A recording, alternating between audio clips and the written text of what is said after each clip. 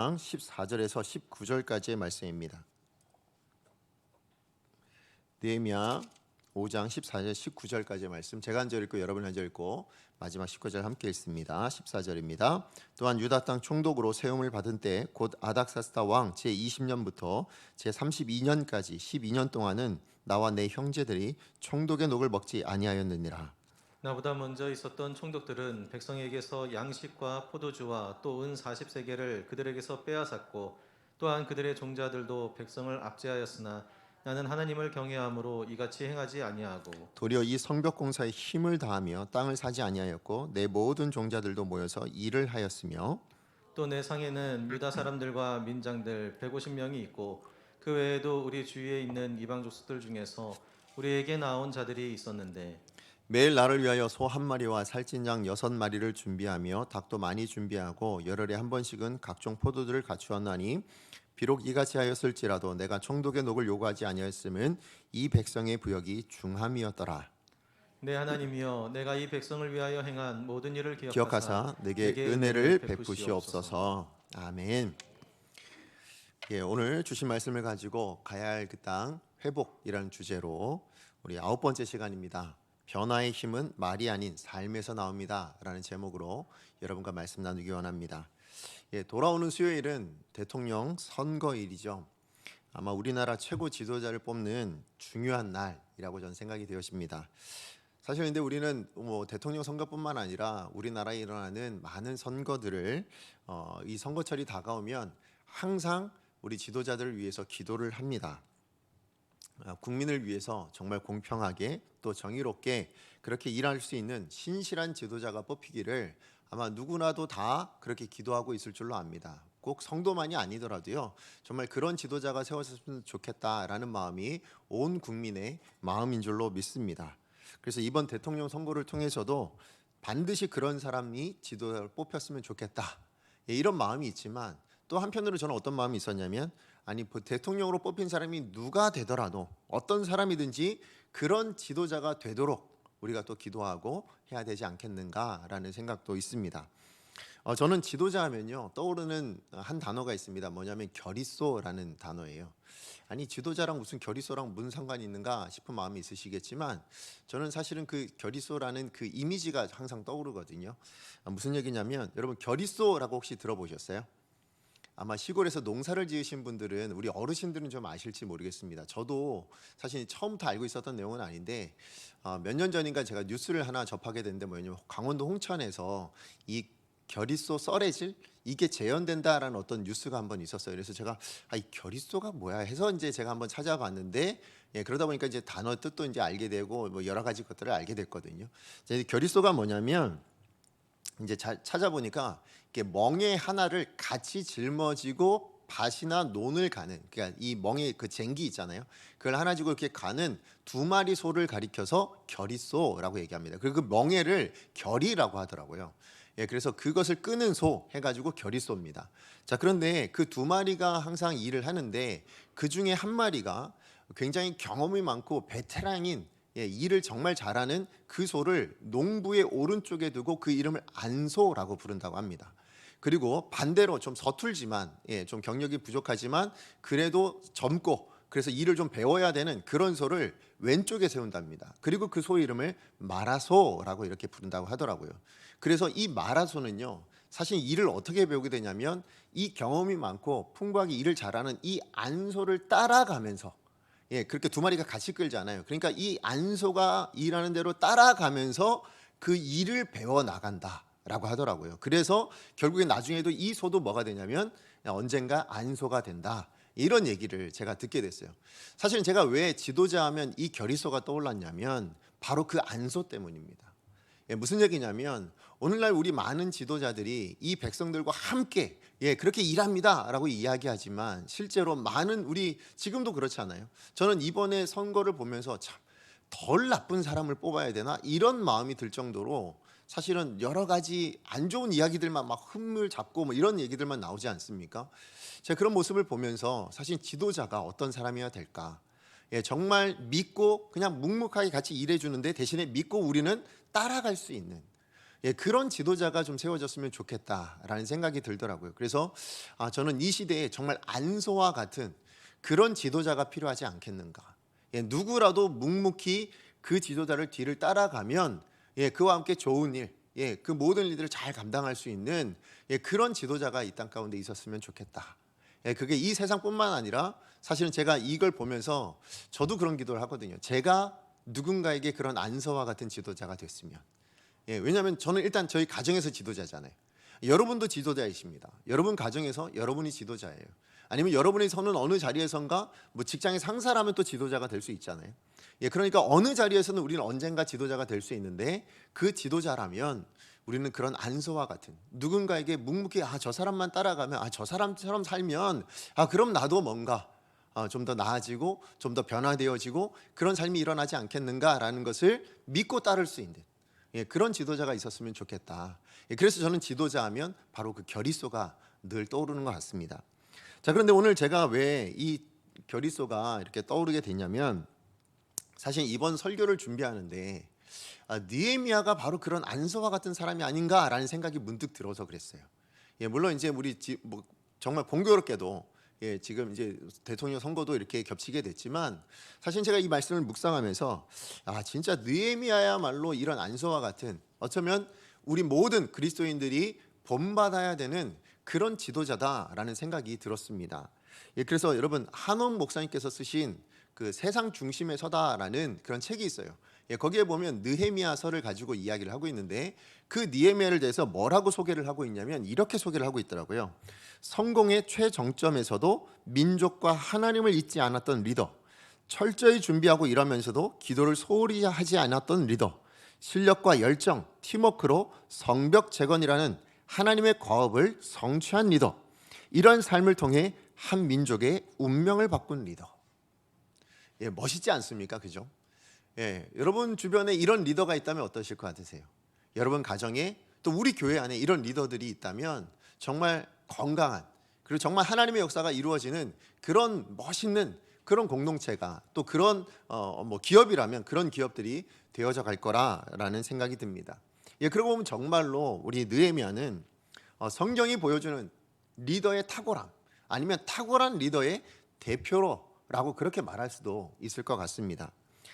게다가 여러분 사실 이 말뿐만이 아니에요. 제가 우리 지난주에 우리 한번 살펴봤지만 실제적으로도요 굉장한 리더십을 느헤미야가 보여주고 있습니다. 뭐 성벽을 쌓아나가는 것도 그렇지만 사실 지난주 우리가 묵상했던 말씀만 봐도 얼마나 탁월한 리더인가를 우리는 알 수 있습니다. 무슨 얘기냐면 당시에 느헤미야가 이제 유다 총독으로 왔잖아요. 그런데 그 당시에 많은 귀족들과 그 민장들이 어떤 행태가 있었다고요? 정말 어렵고 힘든 사람들에게 돈을 빌려주거나 아니면 또 그것들을 또 이자를 받아서 자기의 유익을 자기의 부를 채워나가는 그런 모습들, 심지어는 뭐까지요? 돈을 받지 못하면 그 자녀를 종으로 팔기까지 하면서 그렇게 자기 부를 채워가는 그런 귀족들과 민장들의 행태가 있었어요. 자, 그런데 그들의 그러한 횡포를 누가 지적합니까? 느헤미야가 지적을 합니다.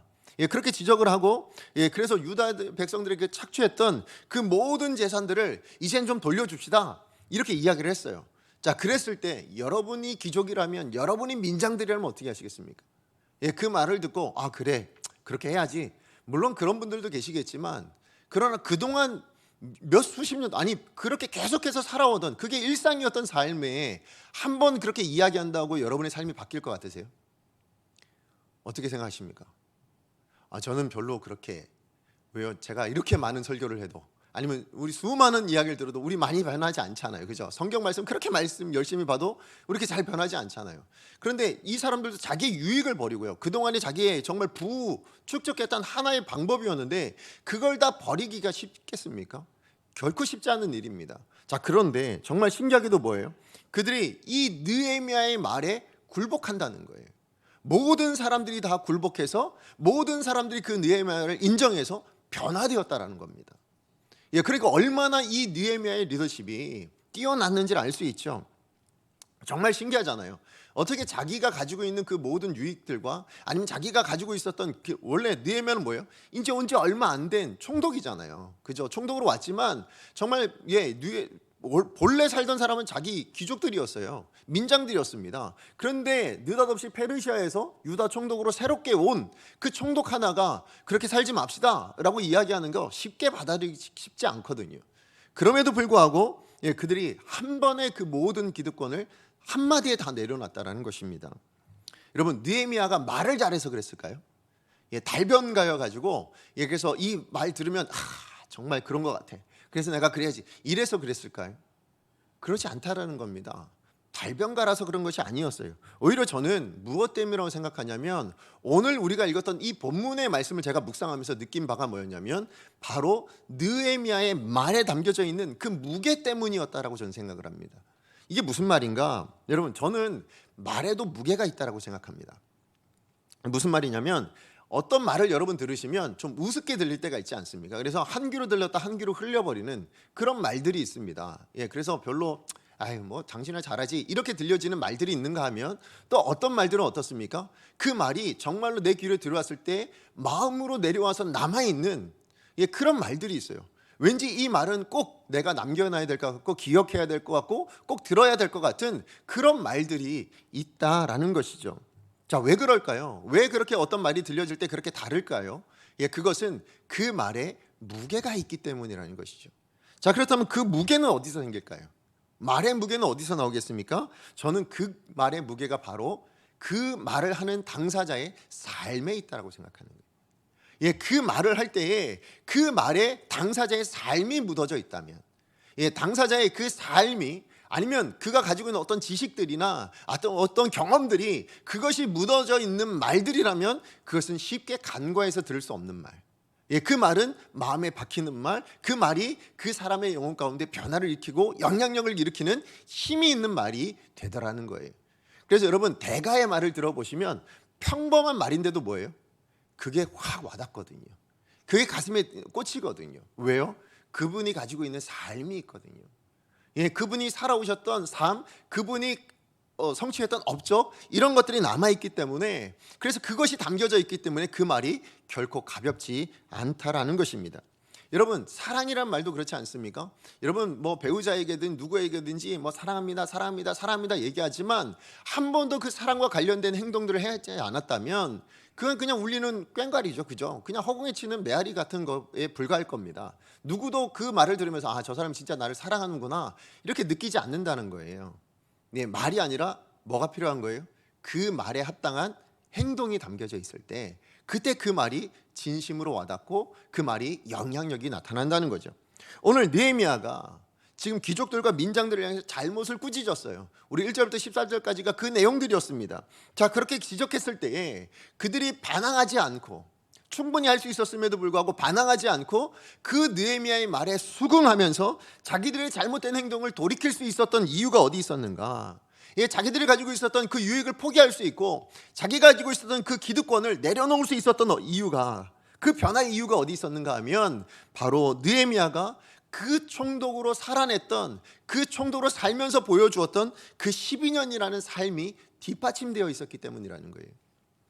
그러니까 여러분, 느헤미야의 말에는 그의 삶이라는 무게가 실려 있었기 때문에 그 말에 힘이 생기는 겁니다. 그리고 설득력을 갖게 되어졌다는 거죠. 결국 느헤미야가 유다 총독으로 일하면서 그 주변에 있는 수많은 사람들에게 보여주었던 그 지도자로서의 모범된 모습, 그 자체가, 그 삶의 모습이 영향력이었고 감동을 주는 이유였다라는 것입니다. 자, 그렇다면 느헤미야가 보여주었던 그 영향력 있는 삶의 모습, 어떤 삶이었을까요? 이스라엘 모든 귀족들과 민장들에게까지 그들의 삶을 변화시킬 수 있을 만큼, 정말 변화를 이끌어낼 수 있었던, 그 감동을 주었던 그 모범적인 삶의 모습은 어떤 모습이었겠습니까? 자, 오늘 본문 말씀을 통해서 저는 두 가지의 모습을 살펴볼 수 있었습니다. 자, 그래서 오늘 그것을 우리가 좀 나누기 원하는데요. 자, 첫 번째입니다. 느헤미야가 보여주었던 그 감동적인 삶의 모범, 그 삶의 첫 번째는 뭐냐면 탐욕이 없는 깨끗한 삶이었다는 거예요.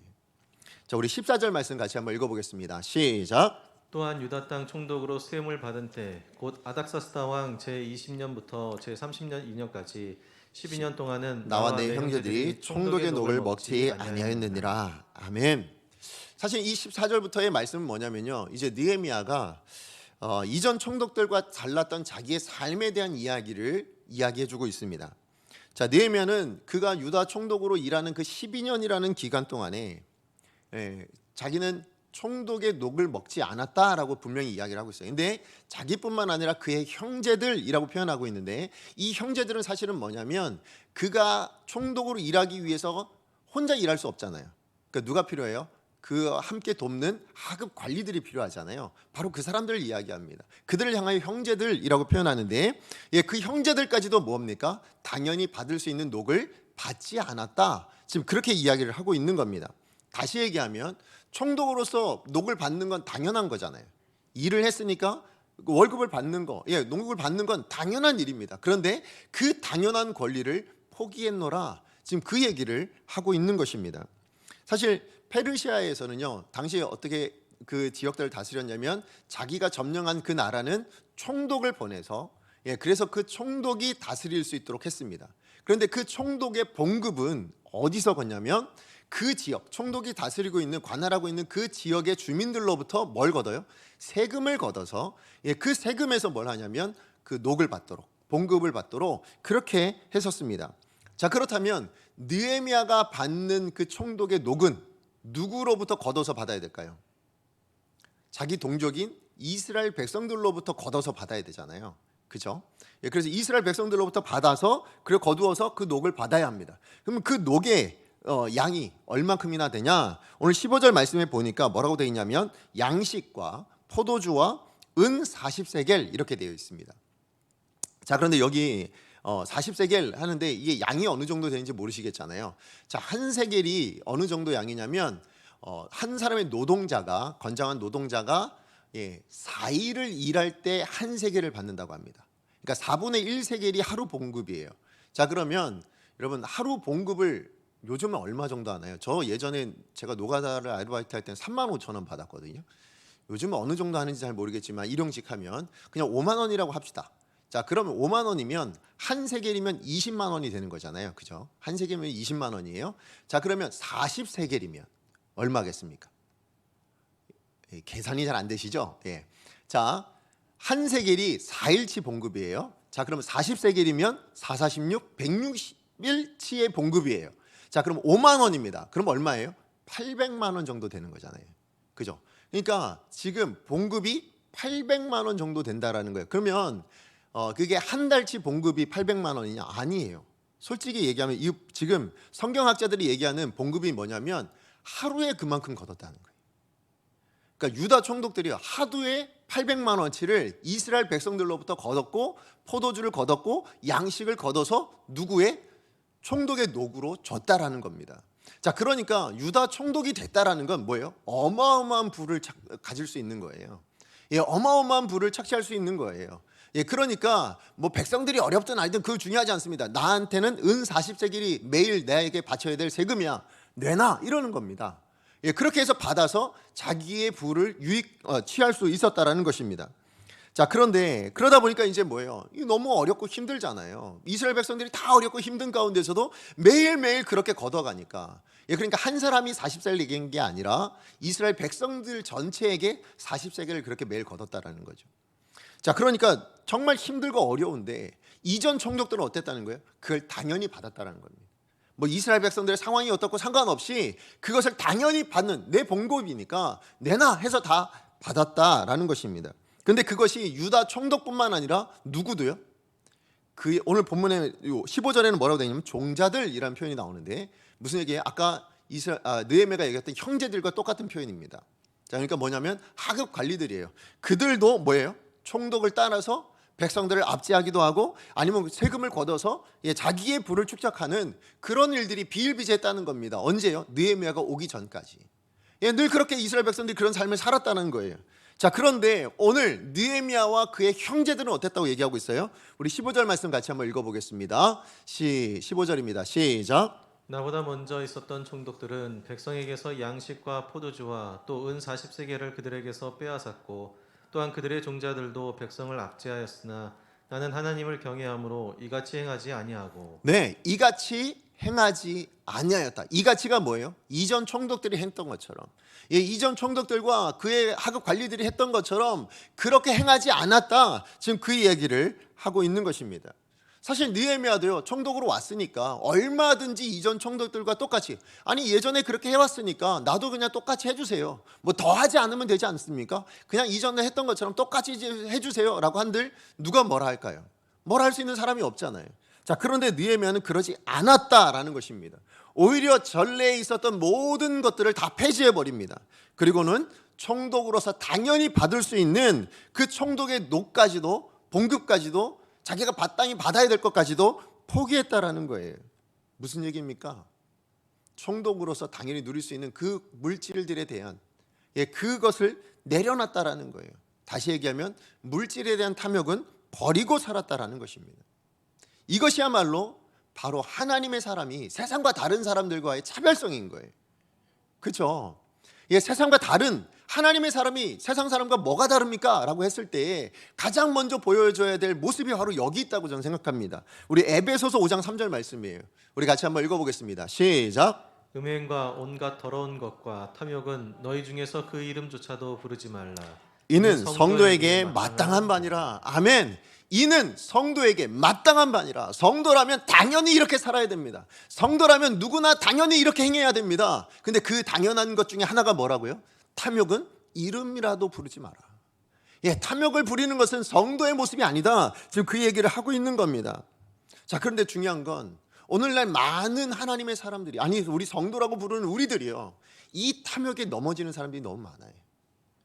사실은 물질이 안 필요하진 않습니다. 늘 물질은 필요합니다. 그런데 그 물질을 추구하고 살아가면, 그 물질을 그냥 최우선으로 추구하고 살아가는 것을 뭐라고 불러요? 탐욕이라 부르는 거예요.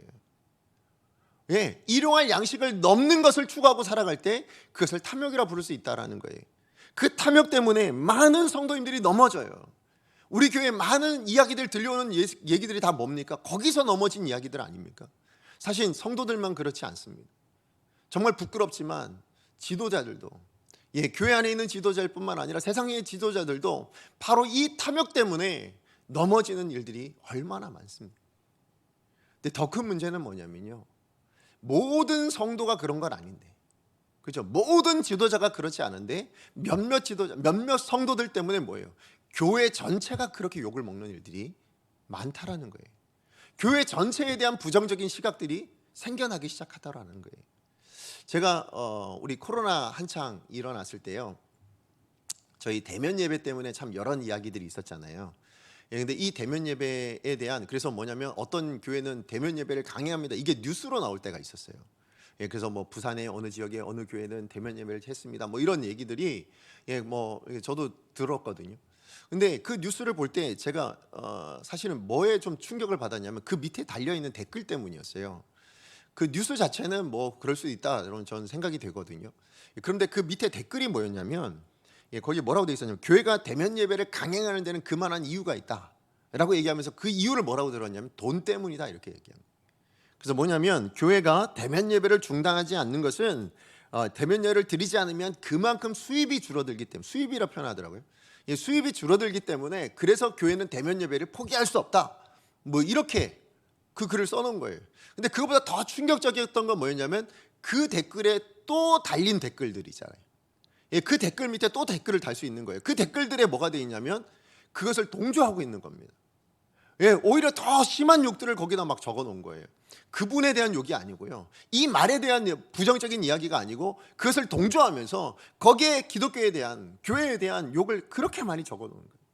제가 그 모습을 보면서 사실은 뭐 세상 사람들의 뭐 섣부른 판단일 수도 있고, 우리를 모르니까 그렇게 판단할 수도 있다, 아니면 정말 악의적으로 쓴 글이다, 그렇게 우리가 치부할 수도 있지만, 사실 우리는 고민해 봐야 됩니다. 그 글을 읽으면서 사실 저 자신도 많이 돌아봤거든요. 내가 혹시 누군가에게 그런 모습으로 비춰진 거 아닌가? 누군가에게 그런 모습들로 우리가 혹시는 그런 삶의 모습들을 비춰졌기 때문에 그래서 그 사람이 이런 댓글을 남기도록 만들어 놓은 것은 아닌가? 그러니까 다시 얘기하면 우리의 삶을 되돌아봐야 되는 하나님의 경고가 아닌가, 그런 생각을 해보게 되었습니다. 분명히 성도의 마땅한 바대로 우린 살아야 됩니다. 하나님께서 분명히 선노에 마땅한 바가 무엇인지를 말씀하셨습니다. 그런데 그 말씀하신 바를 우리가 마땅히 여기지 못하는 그런 우리들의 모습 때문에 어쩌면 이런 교회 부정적인 이 시각들이 나온 것이 아닌가. 그것이 누구의 책임이겠습니까? 저 사람, 어떤 사람? 아니요, 나의 책임일 수 있는 거예요. 탐욕이 없는 삶. 어디 보니까 제가 인터넷을 이렇게 쳐봤어요. 탐욕이 없는 삶 이렇게 쳤더니 어떤 단어가 나왔냐면 청렴결백이란 단어가 나오더라고요. 아마 우리 그 예전에 조선시대 이렇게 그 청빈 뭐 이런 얘기들 있잖아요. 거기서 나온 그 4차 성어가 아닐까 생각했는데, 맞아요. 저는 우리 성도들이야말로 어쩌면 정말로 우리 인생은 청렴결백이어야 합니다. 이 청렴결백의 뜻이 뭐냐면 마음이 맑고 깨끗하며 탐욕이 없다, 이런 뜻이더라고요. 자, 그런데 이 말은 사실은 우린 이미 그런 사람들입니다. 왜 그렇다고 제가 말씀하냐면 예수 그리스도께서 우리를 모든 죄에서 깨끗게 하여 주셨습니다. 우리를 정결케 하여 주셨습니다. 우리는 하나님의 구원을 받음으로 말미암아서 성도라고 부르심을 받습니다. 성도의 뜻이 뭡니까? 구별된 사람이에요.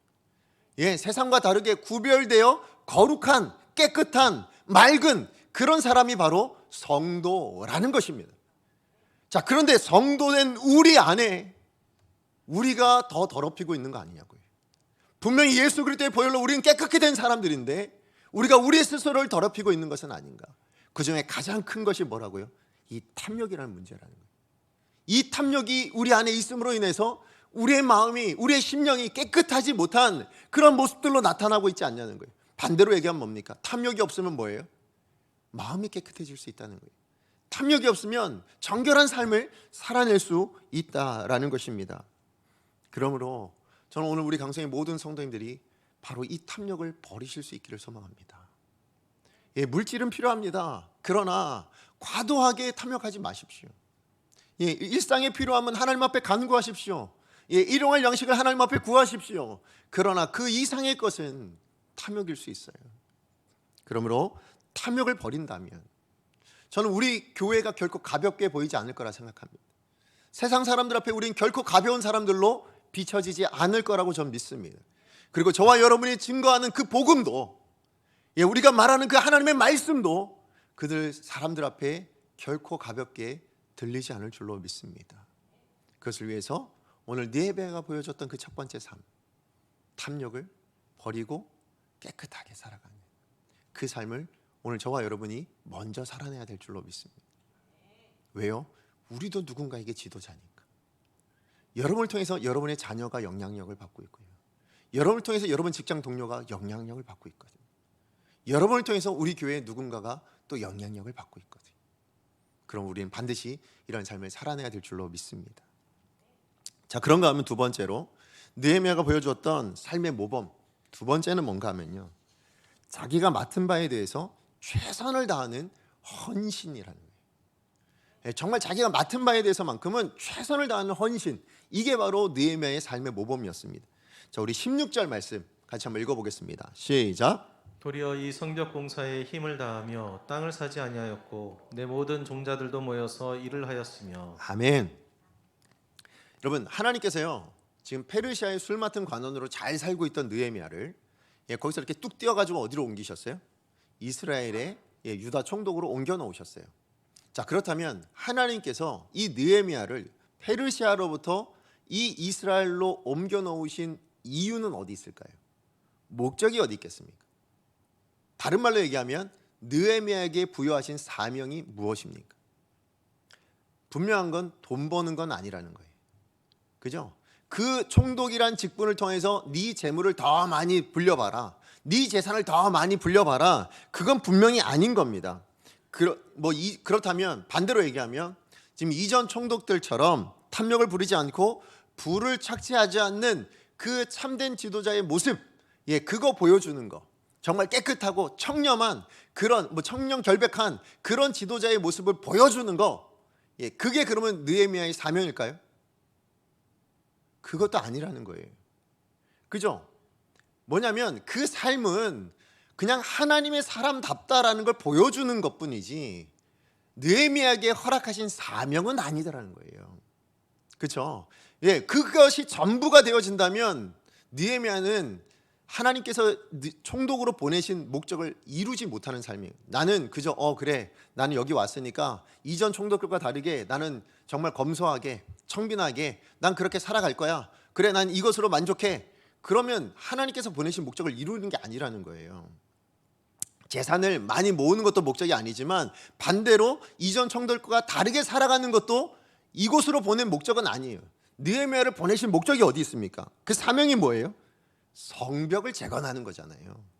그죠? 하나님께서 느헤미야로 성벽을 재건하여서 이스라엘 백성들을 회복시켜 주는 것, 그것을 위하여 술 맡은 관원이었던 자를 이 총독으로 해서 보내신 거란 말이죠. 자, 그러니까 느헤미야가 그걸 알았어요. 느헤미야가 그것을 알았기 때문에 뭐 하는 거예요? 예, 다른 것에 신경을 쓰지 않는 거예요. 자, 그래서 오늘 16절 말씀에 뭐라고 되어 있습니까? 도리어 앞에 뭐 있었는데요? 내가 다른 총독들처럼 나 그렇게 녹을 받지 않았어. 난 다른 총독들처럼 그렇게 재물을 밝히지 않았어. 그 이야기를 했습니다. 왜요? 무엇 때문입니까? 오늘 16절 말씀에 보니까 이 성벽 공사에 힘을 쏟아야 되니까, 하나님께서 내게 맡기신 이 사명에 최선을 다하다 보니까 다른 것에 신경 쓸 여력이 없는 거예요. 다른 것에 관심 둘 여력이 없는 거예요. 그래서 16절 이후에 나온 단어도 뭡니까? 땅을 사지 않았다고 얘기하고 있습니다. 무슨 얘기예요? 땅을 돌아보고 할 여력이 없었어요. 땅을 돌보고 뭐 찾아보고 이 땅을 사놓으면 나중에 투자가 되겠네, 이런 거 살펴볼 이유가, 시간적 여유가 없었다라는 것입니다. 마음의 여유가 없었다라는 거예요. 왜요? 하나님이 내게 맡기신 이 성벽 공사에, 이것이 하나님 내게 맡기신 사명이기 때문에 이 사명을 성취하기 위해서 뭐 했다고요? 힘을 다했다고 얘기하고 있잖아요. 내 모든 것을 다 쏟았다고 이야기하고 있는 거예요. 여기에 내 모든 관심을, 내 모든 생각을, 내 모든 삶을 거기에 쏟아붓다 보니까 뭐가요? 다른 건 관심이 생기지 않더라. 다른 거에는 신경 쓸 여력이 없더라. 지금 그 이야기를 하고 있는 것입니다. 예, 맞아요. 그에게 맡기신 사명이에요. 하나님께서 그에게 맡기신 일에 최선을 다하는 헌신을 살아내고 있는 느헤미야의 삶의 모습을 보여주고 있다라는 것입니다. 자, 그렇다면 사명만이었는가? 아니에요. 느헤미야는 또 다른 하나님께서 맡기신 것에도 최선을 다하는 모습을 보여줍니다. 자, 그게 뭐냐면 바로 자기에게 찾아온 사람들이에요. 그 사람들에 대해서도 최선을 다합니다. 자, 우리 17절에서 18절 말씀 같이 한번 읽어보겠습니다. 시작. 또 내 상에는 유다 사람들과 민장들 150명이 있고 그 외에도 우리 주위에 있는 이방 족속들 중에서 우리에게 나온 자들이 있었는데 매일 나를 위하여 소 한 마리와 살찐 양 6마리를 준비하며 닭도 많이 준비하고 열흘에 한 번씩은 각종 포도주를 갖추었더니 비록 이같이 하였을지라도 내가 총독의 녹을 요구하지 아니하였으면 이 백성의 부역이 중함이었더라. 아멘.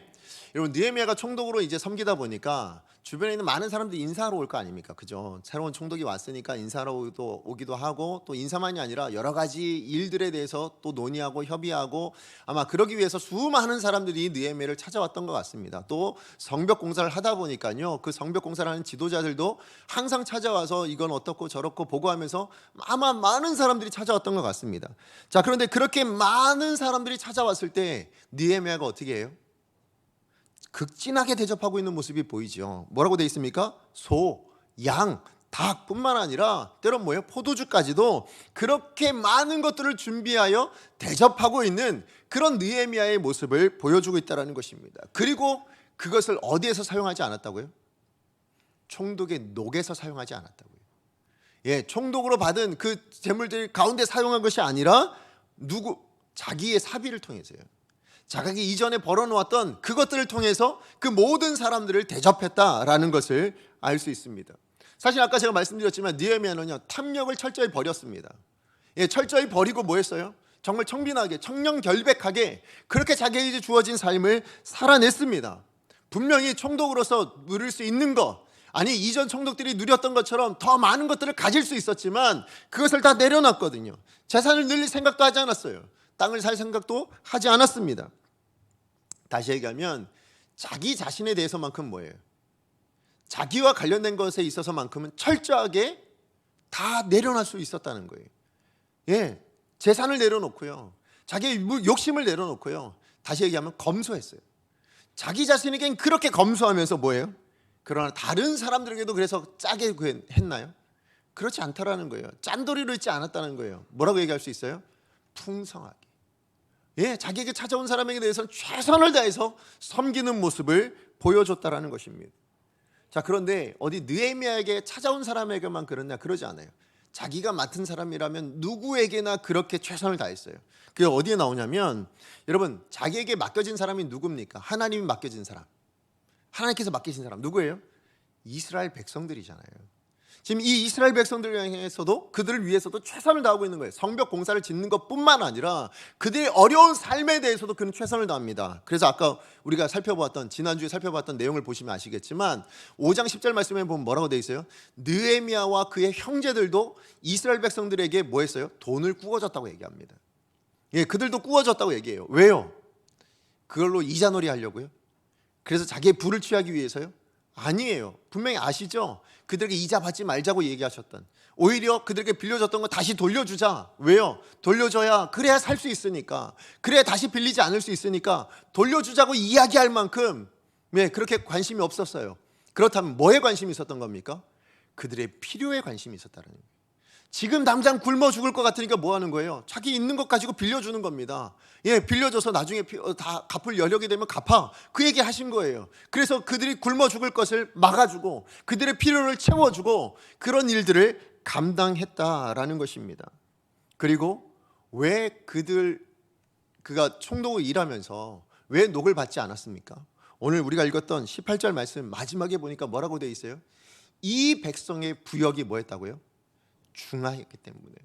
이 백성들이 부역이 너무 고통이 많고 또 그 부역들을 통해서 자기들도 못 먹고 그렇게 어렵게 살아가고 있기 때문에 그래서 뭐 했다고요? 나도 총독의 녹을 포기할게.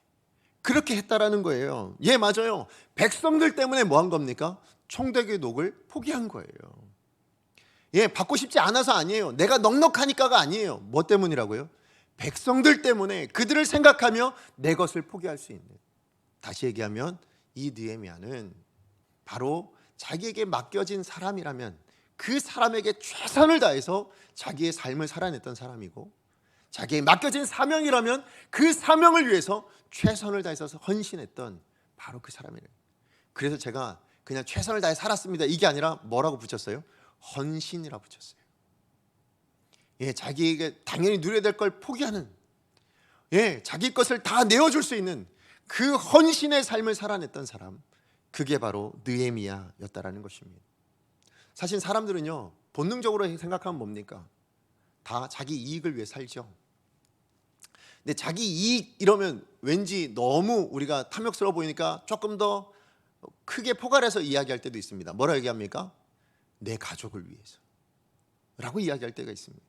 내 자녀의 행복을 위해서, 내 가정의 행복을 위해서, 그래서 나는 이렇게 재물을 모으고, 그래서 나는 이렇게 열심히 일하고 라고 이야기합니다. 그러나 우린 그 중심을 철저히 볼 수 있어야 합니다.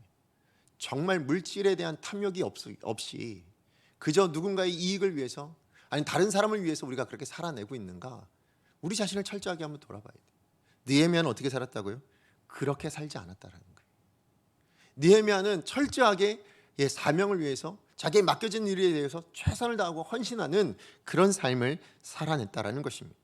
자기 자신에겐 철저하게 검소했지만 자기에게 맡겨진 사람, 자기의 맡겨진 사명을 위해서는 자기의 모든 것을 다 내놓을 수 있는 사람, 그게 바로 느헤미야의 삶의 모습이었다는 것이죠. 저는 이런 삶의 모습이 오늘 우리 하나님의 사람이 가져야 될 삶의 모습이라고 생각합니다. 우린 좀 부족할 수 있지만, 그러나 우리가 주변에 있는 사람들을 위해서, 하나님께서 내게 맡기신 사람들을 위해서 여러분에게 어떤 눈에 보여진 것, 그건 뭐예요? 여러분이 감당하라고 주신 걸 수 있어요. 예, 그래서 우리로 그것을 보게 하신 것일 수 있다라는 거예요. 그럼 우리는 그것에 최선을 다해서 살아낼 수 있는, 예, 그게 우리 하나님의 사람의 모습이어야 될 줄로 믿습니다. 사실 제가 지난 2주간에 이 말씀 준비하면서 그래서 이 부분을 정말 묵상하는데 저 안에 정말 가시지 않는 부담이 있었습니다. 사실 그게 뭐냐면 우크라이나와 이 러시아의 전쟁 때문이었어요. 그래서 정말 고민이 많이 됐고, 제가 지난주에 우리 그래서 기도할 때 우리 우크라이나 예배 전에 우크라이나 위해서 기도합시다 하고 기도를 했거든요. 근데 기도하고 그냥 지났어요. 근데 여전히 전쟁은 계속 지속되고 있고 또 들려오는 소식들을 보는데요. 정말로 네, 안타까운 아기가 피격에 의해서 죽어간 소식, 그리고 한 가정의 가장은 전쟁터로 떠나고 그 남은 가족들은 피난으로 떠나는 그런 뉴스들이 이렇게 쭉 나오는데요. 정말 제 안에 너무 많은 부담들이 좀 오더라고요. 그런데 또 더 큰 부담이 왔던 게 뭐였냐면 우리 지난 바로 어저께였어요. 제가 설교 이거 다 정리하고 이제 마무리하고 있는데 어떤 마음이 들었냐면 어떤 뉴스가 왔어요. 울진에 이제 그 강원도 산불 난 것 때문에 정말로 그 전쟁터를 방불한다라는, 지금도 사실은 불이 꺼지지 않아서 지금 진화하고 있는, 그래서 그 불로 인해서 삶의 터전을 다 잃어가고 고통받고 있는 그 사람들, 눈에 보였어요. 근데 눈에 보인 이유가 어쩌면 내가 그들을 위해서 뭔가 할 수 있어서 할 수 있는 일을 하라고 보여주신 건데 내가 그걸 외면하고 있는 건 아닌가. 왜냐하면 힘들거든요. 여러분도 힘들잖아요, 그죠? 우리 코로나 때문에 다 힘들거든요. 여기 안 힘드신 분 계신가요? 없어요. 우리 모두가 다 힘든 때를 살아가고 있는데 내가 힘드니까 거기도 여력을 못 쓴다라면 사실 느헤미야와 같은 모습은 아니라라는 생각이 들었어요. 그래서 제가 사실은 어제 이 설교를 마무리하고 어제 저녁에 이제 부랴부랴 저희 당회 장로님들께 문자를 하나 보냈습니다. 저희 장로님들께 죄송하지만 장로님들이 허락해 주신다면 제가 이번 주에 광고를 좀 하나 하고 싶습니다.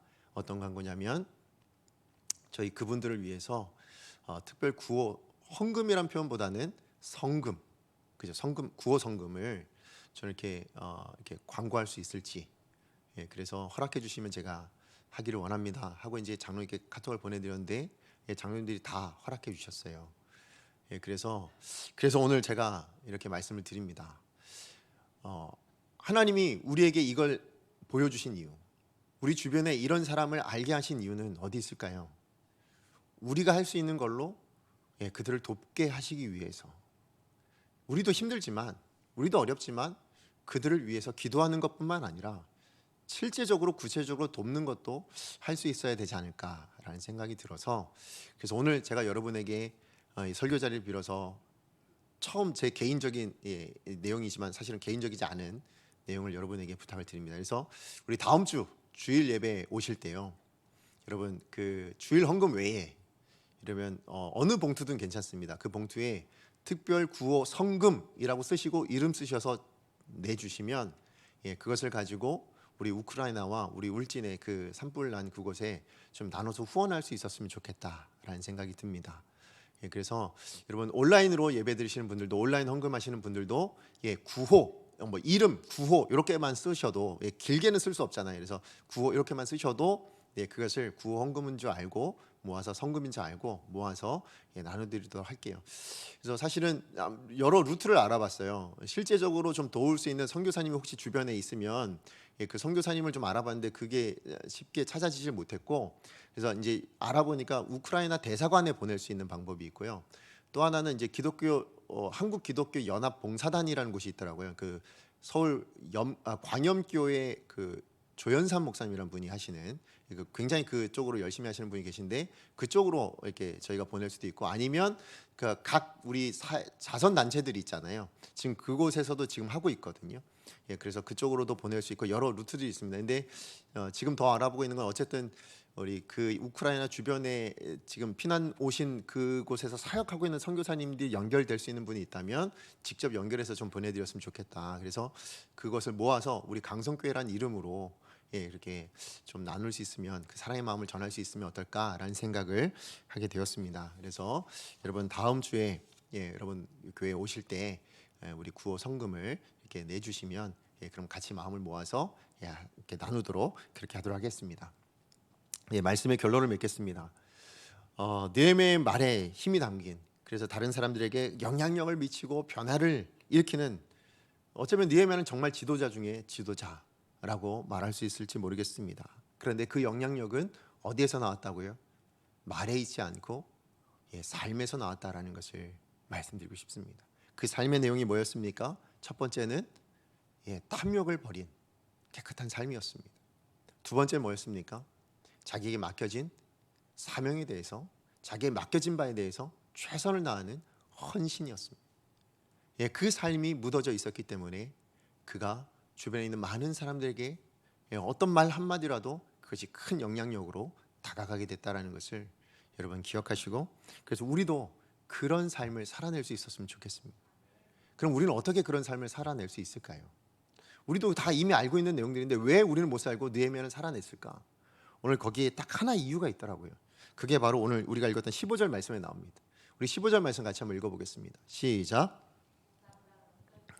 나보다 먼저 있었던 총독들은 백성에서 양식과 포도주와 또 은 40세계를 그들에게 빼앗았고 또한 그들의 종자들도 백성을 압제하였으나 나는 하나님을 경외함으로 이같이 행하지 아니하고. 예, 다른 사람들은 어떻게 행했을지 몰라도 그러나 나는 뭐 했다고요? 하나님을 경외함으로 이같이 행하지 않았다. 예, 우리가 이같이 행하지 않는 삶을 살지 못하는 이유는 어쩌면 그 근본에 뭐가 있는 거예요? 하나님을 경외하지 못하고 있기 때문 아닐까요? 예, 하나님을 정말 두려워할 줄 모르고요, 하나님을 정말 사랑할 줄 몰라서 그래서 어쩌면 우리가 세상과 다른 삶을 살지 못하고 있는지 모르겠습니다. 오늘 느헤미야는 분명히 이야기합니다. 나는 하나님을 경외함으로. 경외가 뭐라고요? 사랑해서, 존경해서, 그래서 그분의 마음이 다칠까봐, 그분의 마음이 상처를 줄까봐 두려워하는 마음이라고 제가 말씀드렸어요. 예, 그게 경외입니다. 여러분 하나님 사랑하십니까? 여러분 하나님 존경하세요?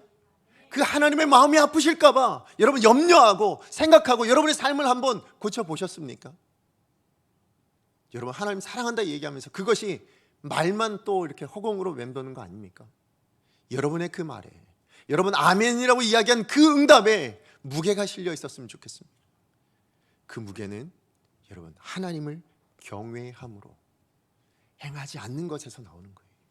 내가 할 수 있지만 하지 않는 것, 그리고 내가 할 수 있는 것을 최선을 다해서 감당하는 것. 무엇 때문에? 하나님을 경외해서. 또 하나의 이유가 있었습니다. 우리 19절 말씀에 나와요. 19절 말씀 같이 한번 읽어봅니다. 시작. 네, 하나님이여, 내가 이 백성을 위하여 행한 모든 일을 기억하사 내게 은혜를 베푸시옵소서. 아멘. 지금 느헤미야가 뭘 기대하고 있어요? 자기는 이 땅에서 내가 취할 수 있는 것은 버립니다. 예, 세상이 주는 건 난 버립니다. 그리고 뭘 구합니까? 하나님이 주시는 거 나 기다립니다. 예, 하나님이 주실 걸 나는 취합니다. 하나님의 은혜를 사모합니다. 예, 그것을 구하고 있습니다. 여러분 모세도 그랬어요. 여러분 히브리서 11장 24절에 26절인데요. 우리 같이 한번 마지막으로 읽어보겠습니다. 시작. 믿음으로 모세는 장성하여 바로의 공주의 아들이라 칭함받기를 거절하고 도리어 하나님의 백성과 함께 고난받기를 잠시 죄악의 낙을 누리는 것보다 더 좋아하고 그리스도를 위하여 받는 수모를 애굽의 모든 보화보다 더 큰 재물로 여겼으니 이는 상 주심을 바라봄이라. 아멘. 예, 우리 하나님은 상 주시는 하나님이심을 여러분 믿으십니까?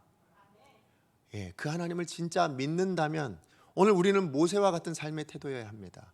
세상의 것들보다, 예, 물질보다 나는 더 하나님께 좋습니다. 예, 나는 하나님의 백성으로 살아내는 그 삶 자체가 좋습니다. 저는 말씀대로 순종하는 이것이 훨씬 더 좋습니다. 무엇 때문에요? 상 주시는 하나님 때문에. 이 땅 것보다 하늘에서 하나님이 예비하신 것이 훨씬 더 좋아서. 그래서 우리는 이 땅에 발을 딛고 살지만 여러분 기억하십시오. 여러분은 하늘 시민이십니다. 천국 시민이십니다. 천국에서 누릴 것들을 기대하시면서 오늘 이 땅의 것들을 포기할 건 포기하고, 그러나 하나님께서 맡기신 사명은 최선을 다해서 헌신할 수 있는 그런 저와 여러분 되어주신다면, 그렇다면 여러분의 삶을 통해서도 하나님께서 느헤미야와 같은 역사를 만들어 가실 줄로 믿습니다.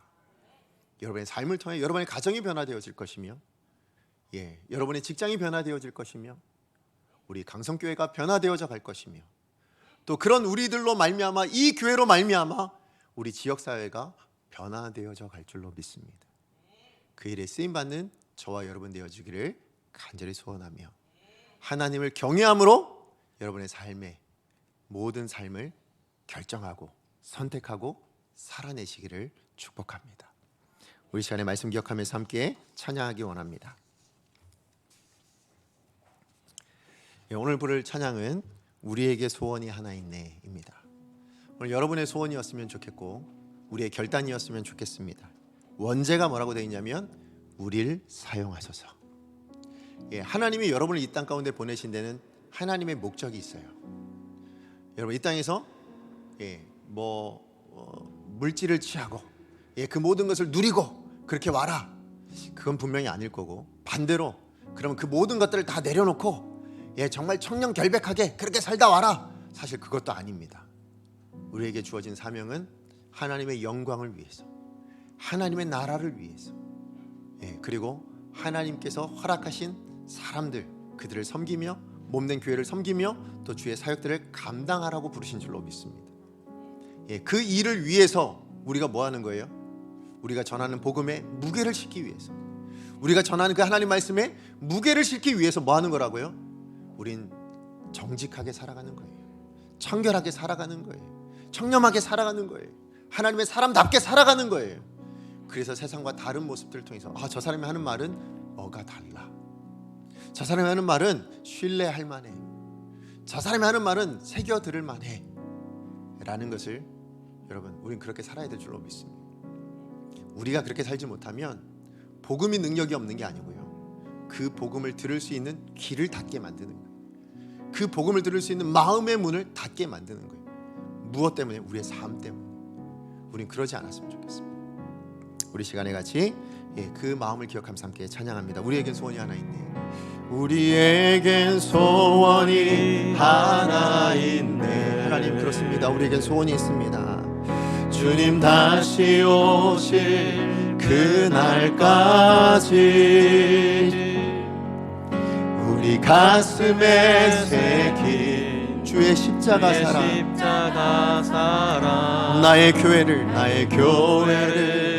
사랑케 하네. 주의 교회를 향한 우리의 마음, 주의 교회를 향한 우리 마음, 우리의 삶이 희생도 있고 포기도 있고 가난도 고난도 있지만, 희생과 포기와 가난과 때론 죽음도 있지만, 그러나 우리를 막을 수 없습니다. 하물며 죽음조차 우릴 막을 수 없네.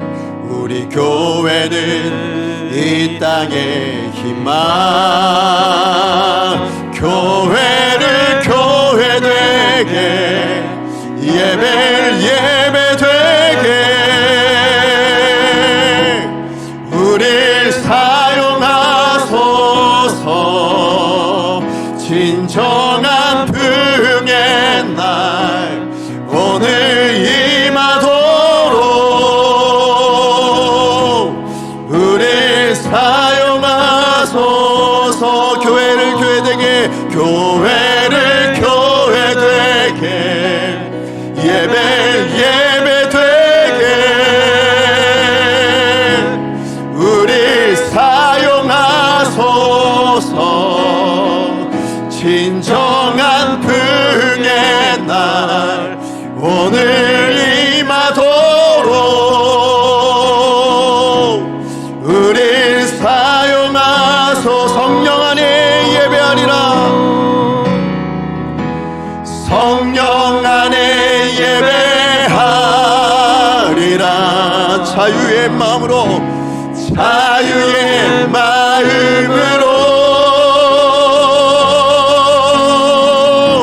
사랑으로 사역하리라. 아멘. 교회는 생명입니다. 교회는 생명이니 교회를 교회되게, 예배되게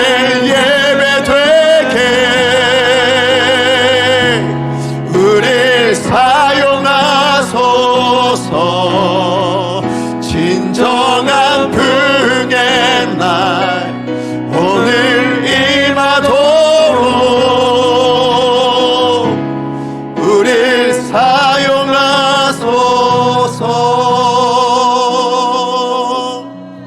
우리 시간에 말씀 기억하면서 함께 기도했으면 좋겠습니다. 오늘 후렴의 가사가요, 교회를 교회되게. 여러분들 교회는 바로 나부터 교회입니다. 여러분부터 한 사람 한 사람이 교회입니다. 그리고 우리가 모여 또 강성교회를 이루고 있습니다. 우리 교회가 교회되어질 때 하나님의 역사는 이 세상 가운데 큰 영향력으로 흘러갈 줄로 믿습니다. 우리가 교회되는 건 무엇일까요? 오늘 느헤미야가 보였던 그 삶의 본인 줄로 믿습니다. 말만 인생이 아니라 하나님의 복음만 전하고 말씀만 전하는 인생이 아니라 그 복음대로 살아내고 말씀대로 살아내고 성도의 마땅한 바를 행하는 것, 그것이 교회가 교회되는 일인 줄로 믿습니다. 하나님께서 우리 가운데 맡기신 그 사명을 감당하기 위해서라도 우리에게 전하는 그 복음이 저들에게 무게 있는 말로 정말 온전히 살아있는 생명으로 전해지기 위해서라도 우리의 삶이 그곳에 담겨 있어야 될 줄로 믿습니다. 오늘 시간에 하나님 앞에 기도합니다. 하나님, 저의 삶을 돌아봅니다. 하나님, 내가 교회에 다웠는지, 내가 교회와 같은 모습이었는지, 하나님 그러지 못했던 나의 모습을 용서하여 주시옵시고 이제라도 교회가 교회다워질 수 있도록 주의 말씀 붙들고 그 말씀을 입으로만 고백하는 것이 아니라 삶으로도 고백하고 그 말씀을 글로만 쓰는 것이 아니라 우리의 삶으로도 쓰어 나갈 수 있는 그런 나의 삶, 나의 모습 되게 하여 주시옵소서. 주여 은혜를 주옵소서. 한번 주여 하나님 앞에 기도합니다. 주여 은혜를 주옵소서. 사랑하는 하나님, 그렇습니다. 이 시간 주님 앞에 기도하며 나아갑니다. 예, 하나님, 우리의 하나님 인생이 이 땅 가운데 하나님의 말씀을 번역해낼 수 있기를 소망합니다. 우리의 입으로만 번역해내가는 인생이 아니라 하나님 우리의 삶으로 하나님의 말씀을 번역하며 하나님 우리의 입술로 나가는 그 말이 그 하나님의 말씀에 어마어마한 무게가 담길 수 있도록 우리의 삶을 담아내는 복된 인생들 될 수 있게 하여 주시옵소서.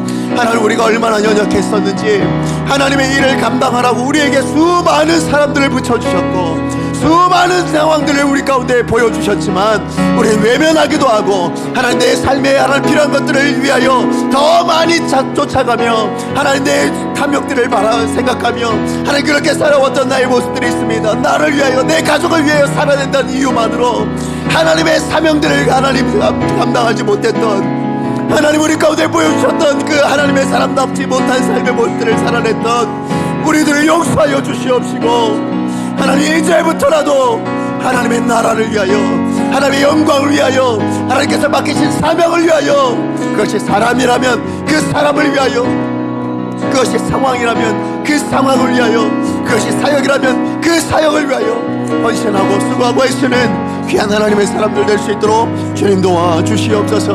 그 사역의 무게가 실리기 위해서 우리는 하나님의 사람답게 살아야 될 줄로 믿습니다. 그리고 그것을 통하여 하나님을 사랑한다는 이 말이 우리가 날마다 고백하는 주를 향하여 경외한다는 이 말이 결코 가볍지 않을 수 있도록 하나님 그렇게 살아내는 우리 강성의 모든 성도님들 될 수 있게 하여 주시옵소서. 변화는 말에서 나오지 않습니다. 변화는 그 힘은 삶에서 나오는 줄로 믿습니다. 오늘 우리 강성의 모든 성도님들 삶으로 하나님의 말씀을 번역하며 삶으로 이 세상 가운데 하나님의 말씀을 쓰여갈 수 있는 귀한 성도님 될 수 있도록 주님 축복하여 주시옵소서. 사랑의 하나님 감사합니다. 오늘도 우리에게 말씀을 통하여서 하나님의 사람이 이 땅을 살아가는 동안에 무엇을 염두에 두고 어떠한 삶을 살아야 할지를 말씀해 주셔서 감사합니다. 성도로서 마땅한 바를 하나님은 요구하고 계십니다. 하나님 우리 감사의 모든 성도님들 한 분 한 분 그 삶의 모든 자리에서 그 성도로서 마땅한 바를 살아내되 그것이 하나님을 사랑하는 마음에 그것이 정말 하나님을 존경하는 마음에 우리 입술로 하나님을 사랑한다 말하지만 그 사랑한다는 말에 무게를 실기 위해서 우리의 삶 안에 하나님 뜻을 실천하고 순종하고 또 헌신할 수 있는 귀한 성도님들 되게 하여 주시옵소서. 뿐만 아니라 그 말이 세상을 향할 때도 무거워지기를 소망합니다. 하나님 세상을 향하여 우리의 하나님의 말씀을 번역해낼 때도 말로만 번역하지 않게 하시고 삶으로 쓰어서 삶으로 번역할 수 있는 귀한 성도님들 되게 하여 주시옵소서. 그래서 우리 성도님들로 말미암아 우리 성도님들이 서는 그 자리가 어느 자리가 되었든 변화의 역사가 일어날 수 있게 하여 주시옵소서. 교회가 생명입니다. 우리 강성교회 모든 성도님 한 분 한 분이 그 생명의 역할을 이 세상 가운데 감당해 나가는 복된 성도님들 다 되게 하여 주시옵소서. 예수님의 이름으로 기도합니다.